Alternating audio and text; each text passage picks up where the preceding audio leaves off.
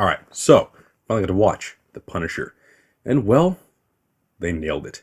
But yeah, without further ado, let's get to it. Here's my spoiler-free review of Season 1 of Netflix's new Marvel show, The Punisher.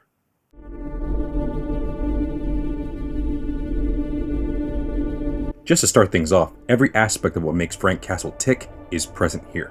Let's begin with the aesthetic. With a cool mix of neo-noir and a seedy crime thriller, every scene is a definition of pain and depression. Colors pop either from contrast or simply the smoky, dull lighting from each location. The Punisher thrives in the dark, and thankfully, we as the viewer never have to worry about anything becoming too obscure. Everything is visible, clear as day. On top of that, the music is fantastic. The tones and ambience sets every scene up. And it's not really that memorable. That is until the guitar comes in and starts to give you that vibe that Harry Heck is coming any second.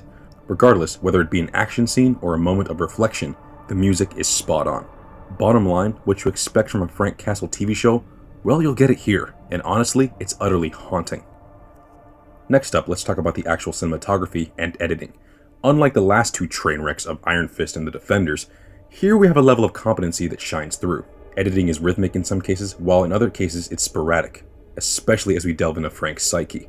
The cinematography, on the other hand, is pretty standard as we follow the characters' day-to-day lives. But once the action begins, here come all the dynamic shots. All in all, expect the same kind of camera work as Daredevil Season 1, but with this whole new editing style that will definitely make you feel uneasy. Now let's move on to the plot. Again, do not worry about spoilers here, so I will be vague. The story is dark, whether we are seeing the present day, Frank's military career, or the dark origin of the Punisher. Either way, death will be involved. And also, the pacing is reflected very well through this. Throughout the show, we jump between different characters and some of their past memories, but thankfully the pacing never suffers from this. At no point did I feel lost or annoyed. Each moment is given time for us to digest, as well as brisk enough to keep us invested in all the story arcs. Which is good, because not only do we just follow Frank, we also follow the escapades of a Homeland Security agent, Dina Madani. At first her plot seems kind of useless and it seems like it's just there to cushion between the action scenes and to give perspective of both sides of the law. But once she begins to clash with Castle herself, her story begins to pick up the same pace as the rest of the show. Besides that, don't really expect anything really game-changer plot-wise here. There are little to no twists and turns, but that is just fine. It's exactly what you expect. The Punisher punishing those who deserve it, as well as a side order of vengeance that will quench his thirst for blood. But even though you know exactly what you're getting into, that does not take away from the enjoyment of what you see here. I mean, yeah, the writing and the characters are excellent, like in any other great Marvel TV show, like, Daredevil and Jessica Jones and the like. Obviously, the best character is Frank Castle himself, since he is the main draw. I mean, the deeper we delve into his PTSD, grief-stricken mind is really intriguing, but no.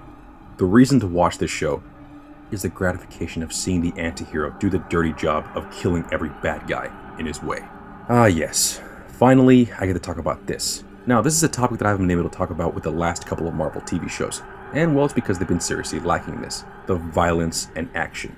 Sorry to burst your bubble, but if you aren't familiar with the Punisher, well, allow me to enlighten you. This is not for the faint of heart. The Punisher not only kills his victims, but sometimes he makes them suffer. So expect lots of blood, bones, and bullets flying everywhere. But for you gorehounds out there, this is exactly your cup of tea. Again, I can't stress this enough.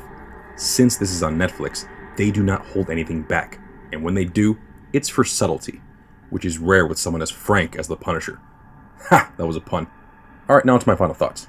Now, it's not as comic booky as the 2004 film, and it's nowhere near as broken as the 2008 sequel. God, that thing sucked. It instead finds a middle ground between the ultraviolet comic series and a typical Netflix Marvel TV show. I have to say though, at a distance, this show can easily be seen as nothing but a glorification of violence. It's honestly an 80s neo-noir action cop flick, where we see the hero do nothing but interrogate and gun down every one of his enemies. The only difference here is they substitute the cheesiness with a layer of darkness. It reminds me of the lone wolf type films like Drive, Walter Hill's The Driver, and even Les Samurai. I mean, through the eyes of a broken man, you begin to sympathize with him, and you honestly can't do anything but cheer as he snuffs out every lowlife on his radar. I know that sounds dark, but that's exactly what this ride provides. So you have to ask yourself, if you've ever clenched your fist and just screamed into the heavens because you only see nothing but injustices around you, well, then the Punisher may very well become your favorite of the Marvel Netflix offerings.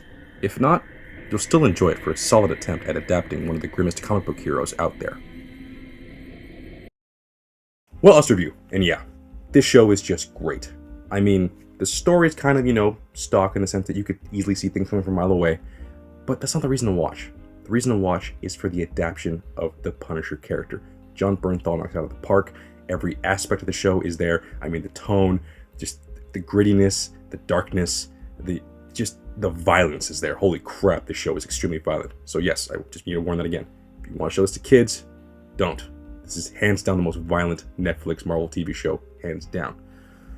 But yeah, it's just a lot of fun. It's just action. It's an action-packed throwback from start to finish. Even when, like, you know, there's moments where, like, you know, just it slows down. It's still even tense when you're just focusing on the the character Dina.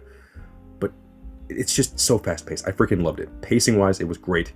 It would give us a lot of action and tension, and then just even in moments where you thought it was, you know, like happy-go-lucky, there's still just an underlying of tension happening because there's just that element of maybe things aren't going, you know, right, or you know, things aren't as they seem. It's just fan-freaking-tastic. If I were to rank them, Iron Fist is still definitely the worst one. The Defenders, then Jessica Jones' personal preference, but there's like a nice gap between the Defenders and, you know, Jessica Jones. I actually like that show.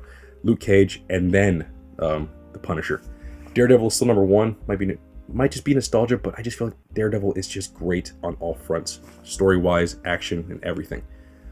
But yeah, this is a great adaptation of The Punisher, and in my eyes, is the definitive version now. So yeah, I'll be doing a spoiler talk fairly soon because I do want to talk about, you know, some elements of the later season, and I do not want to spoil any of that here. So keep an eye out for that if you're interested. But regardless, that's the video. Thank you for watching. Like, comment, and subscribe. And remember, embrace the fear.